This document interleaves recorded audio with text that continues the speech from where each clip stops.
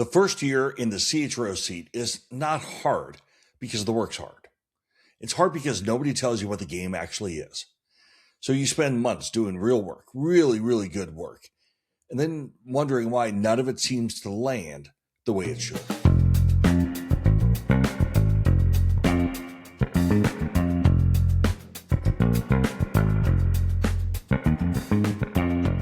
Hey there, senior leader, and welcome to the Talent Sherpa podcast. This is where senior leaders come to rethink how human capital really works. I'm your host, Jackson Lynch, and today I want to talk about something that most people in this role don't say out loud. Being a first-time CHRO is genuinely hard in a way that has nothing to do with your ability. Now, you've earned the seat. You know your craft. And then you sit down in the chair and you realize that everything that you were good at before, the functional expertise, the program delivery, the team management, like all of that was to get to the seat, but the actual job is something different. And your mandate's not written down. Your CEO is evaluating you in most cases on metrics that no one has ever shown you. Your peers are watching to see if you show up like an enterprise leader or a really, really impressive HR director. And the longer you take to figure out what the game actually is, the more runway you end up burning. Now, I've spent time in that seat, and looking back, there were probably 10 things I wish I had known going in. I'm not talking about frameworks or practices, best practices, whatever that means. I mean 10 specific truths that would have changed how I operated from day one. That's what we're going to talk about today. And before we get into it, a huge shout out this week to Marari from Dallas, and thank you for being a part of the community. And thank you for everyone who's tuning in today, whether you're joining from Port Townsend, Washington, I love it there, or Sherman, Texas. I appreciate you being right here. All right, so let's dive into this. The 10 things I wish I had known. Number one, you don't have a mandate. You have assumptions. The CEO hired you with a version of what this job looks like. The board might have a different version. Your team has a third version. Your peers have a fourth version. And the job description that you interviewed against probably doesn't match any of them. A mandate is a very specific, agreed upon definition of what success looks like. What you own, what authority you have, what decision rights you own, and what you're going to be judged on 12 months from now. Now, my experience is that most CHROs never have that conversation in full. They fill in the gaps with assumptions. Their CEOs and board also fill in the same gaps, but they do it with different assumptions. And everyone proceeds as if they're aligned. And that works until it doesn't, when something goes wrong. Like your mandate doesn't exist until you take the moment and you write it down. You share it with your CEO, you get it challenged, and then you agree. Your authority, your credibility, your decision rights, your ability to influence decisions, I think all of it runs through that document. Now, here's truth number two I wish I had known. Your CEO is probably evaluating you on things you've never been shown. And CEOs never really explicitly tell you what they need from the CHRO seat. They will talk in vague generalities. Get the trains running on time. Be my strategic partner. Be a thought partner. Like, those don't actually tell you what the job is. You do have the ability to figure out what the CEO wants because they express it in questions and what they push back on and in who gets airtime at the leadership team and who doesn't. Now, I thought I was being measured on things like engagement scores and program quality and retention numbers because those are the things I was told. And those things did matter. But what my CEO actually cared about was whether I could tell her in plain English what talent was doing to the business. And to have that conversation, revenue, margin, speed, and risk. Not in HR language, business language. Now, I think your CEO probably has a mental scorecard. Your job is to figure out what's on it and then build a version of it yourself. And then put that in front of him or her on a regular cadence. I think it's 3 to 5 metrics, the ones that connect your function to the outcomes that they're actually being measured on. Now, once that page exists, the relationship, in my view, changes. Now, here's truth number 3. You are not there to run programs. You are there to name the constraint. Now, this one, I will admit, took me longer to internalize than I'd like to admit. I came in with a long list of initiatives. I knew what good looked like. I was going to rebuild Frida. And I built most of them, to be honest. But what I didn't do was start with the business. Your CEO has a strategy, and somewhere in that strategy, something is blocking execution. It might be the wrong people in pivotal roles. It might be a leadership team. They can't make decisions fast enough. It might be a capability gap that no one's named yet. Whatever it is, it really does cost real money. And you are the person best positioned to identify it, quantify it, and make the case to fix it. The shift is from here's what HR is going to do this year to here is the specific constraint on your top priority, and here's what it costs, and here's how we're going to remove it. Like that argument is very difficult to ignore. The program pitch is easy to defer. Here's truth number 4. Your senior team does not agree on how to manage talent, even if they think they do. And I've learned this firsthand, and you can too. Ask your CEO, your CFO, and your head operator separately whether to promote from within or hire externally when a senior role opens up. And you are probably going to get 3 different answers and a bunch of caveats. What look like shared values is usually shared language. Same words, different definitions. And the first time a major talent decision is made, whether it's a promotion or a termination, like those differences surface fast. And they're usually in a room where everyone is looking at you to provide clarity and tell them what the rules are. So I think the CHRO's job early is to get those assumptions documented, not to resolve every debate, but to surface them, to name them and get explicit commitments on the dimensions that drive actual decisions. And I think that document is one of the most valuable things that you can produce in your first 6 months. Now, here's truth number 5. Your function is organized around activity, and the business sees it as a cost. Now, most HR functions are structured around processes, not outcomes. Recruiting team, L&D team, HR ops, HRBP team. And to be fair, that structure made sense when it was built, but the question is whether it still makes sense today. And whether anyone in the business can look at your org chart and see where value gets created. When I was in the seat, I asked myself a simple question. What does my function actually produce? The honest answer was that most of what we tracked was activity. The business cares about outputs. What roles in my function are directly linked with the business outcome the CEO cares about? One of those categories should grow. The other probably shouldn't. Okay, so here's truth number 6. 5% of your roles drive a disproportionate share of outcomes, and most CHROs and everyone else in the C-suite can't name them. I believe that in any organization, there are a small set of roles where variance in performance creates a massive variance in business outcomes. An A player in that seat accelerates execution. The wrong player creates drag. It quietly compounds over time. And sometimes that drag's not caused by a bad employee, just an average one where you needed a superstar. And most talent decisions don't account for this. We distribute resources evenly. We apply hiring standards consistently. And all that's good, right? But if you identify the pivotal roles first, you can do something different. You can concentrate your attention there.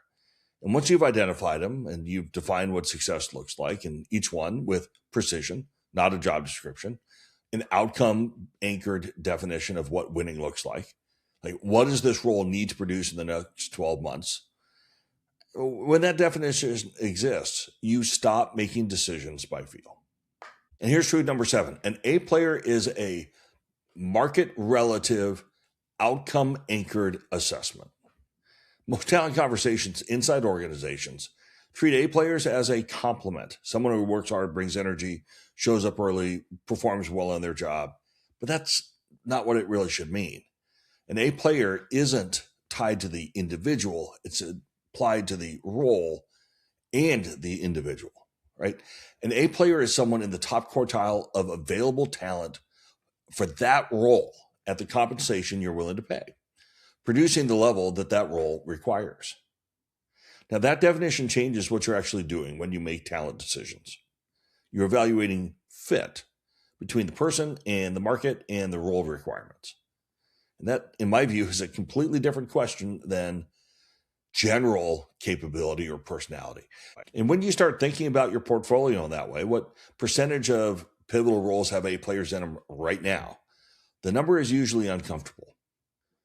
And the goal is to move that percentage towards 70% or better in the roles that actually matter. And that is talent portfolio management. In my view, at the CHRO level, that's what the job is. Now, here is truth number 8. The org chart that you inherited is a hypothesis, and no one has probably ever revisited that. Now, when you inherit a structure, you inherit the decisions made at a specific moment for a specific strategy by people operating under specific constraints. Some of those decisions are probably still right, and a lot of them aren't. And that's because nobody ever went back to ask the question, you're using a structure built for the company you used to run, not the company that you want to become. Does that make sense? Structure is not neutral. It determines where decisions get made, how fast information moves, and which outcomes have clear owners versus which ones fall between the gaps between functions. If you treat structure as a diagnostic question, you can win. Start with the strategic priorities. Map the decisions each one will require. Ask who owns those decisions today and whether that's the right answer. And then draw the structure that supports those answers. Truth number 9 is your annual engagement survey is an autopsy. Build something that helps you predict. Now, engagement surveys are not useless. The problem, however, is how most organizations use them. An enterprise level score produced annually is too aggregated to act on.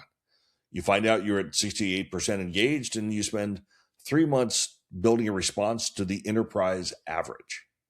The actual problem is 5 specific managers quietly breaking their teams, and you won't find that in the enterprise score. The real signal, in my experience, lives at the manager level. Score engagement by manager. And the patterns are going to tell you whether to intervene and where to invest. Now, if you build a listening architecture, the one that catches the signal early, scores it by the right level, and then tells you where to look before the problem is visible anyplace else, you are going to be golden. And truth number 10, peer alignment is a system. Like all systems, it has to be designed. It is not a series of relationships that just naturally occur, especially at the CHRO level, where we have trained people to work around us for most of our careers. Now, this is one of the most consistent failure modes that I've seen in the CHRO role. It's the leader who does excellent diagnostic work, builds a rock solid game plan, and then can't get the organization to act on it. The investment doesn't get approved. The performance conversation keeps getting deferred. I think we've all lived through that at some point. None of that's a CHRO problem exactly, but it is a peer alignment problem. Your CFO can't see what you see. Your COO pushes on outputs because no one's really translated the systems underneath those outputs into language that they can act on. Your head of marketing has been burned by HR initiatives that generated activity without changing results, so they're going to quietly pocket veto you. Your job is to build the peer alignment architecture before you need it. Not in the middle of implementation, before. And understand what each peer is actually accountable for. Find where talent is the active constraint on their priority. Build shared accountability around that intersection. Then show up in their world before you ask them to show up in yours. Now, the CHRO who's done all that work doesn't need to be more persuasive. They just need peers who can see what they see. So that's 10 things. And here's what I want to tell you now. Everything I just walked you through, the mandate, the CEO scoreboard, the strategy, talent constraint, the talent philosophy, the operating model, the pivotal roles, the talent density work, the org design, the listening architecture, and the peer alignment. Those are not just a list of observations I assembled for the episode here. That is the curricula for the CHRO Ascent Academy. Now, we do that in 12 sessions. We'll have up to 10 sitting CHROs, but I think this summer I'm going to try to keep it a little tighter than that. And then we're going to be practitioner-led, that's me, with tools that you can apply to your very specific company starting in week 1. Cohort 2 is going to start this coming Friday. That's 4 days from now? Seats are still available, and the application is a brief 30-minute conversation with me to make sure it's the right fit for you and also for the cohort, to be fair. The link is in the show notes, and you can go to mytalentsherpa.com and book the appointment. Now, I realize I just handed you 10 things to fix and 4 days to sign up for a program. You're welcome. And if you take one thing away from today, let it be this. The operating system that you needed on day one already exists. Most first-time CHROs figure it out by surviving and saying, what am I going to do in my next job? But you don't have to do it that way. By the way, if you're in your first year, or if you're in the first year of a brand new CEO, these things matter just as much in those environments. So you don't have to do it before you start. Sometime in your first 18 months or with a brand new CEO, those are the right times to do it. I want to say thank you for spending some time with me today. I really do appreciate you being a part of this community of senior leaders who want to rethink how human capital really works. And if you're thinking about how to apply any of this, let me point you to a couple of resources. Propulsion AI is workforce intelligence for private equity. Their AI teammates are surfacing work risks before the close and helping leadership teams drive execution after. We talked a little bit about making sure that we have good job outcome-based role descriptions. That's one of the things that Scott's company can do. I brought him into a couple different clients of mine. It's really, really good stuff. It's all done through artificial intelligence. You can learn more at, again, the very cleverly named getpropulsion.ai. And again, if you're heading into the CHRO seat for the first time or you're close to it, you're who I built this for. You can find me at mytalentsherpa.com. Everything's there, and you can sign up for this. I have a brand new mandate protocol for $297 there, and you can find everything at mytalentsherpa.com. Now, that's it for today. I appreciate you. Until next time, keep raising the bar. Keep learning what the role actually requires, and keep on climbing.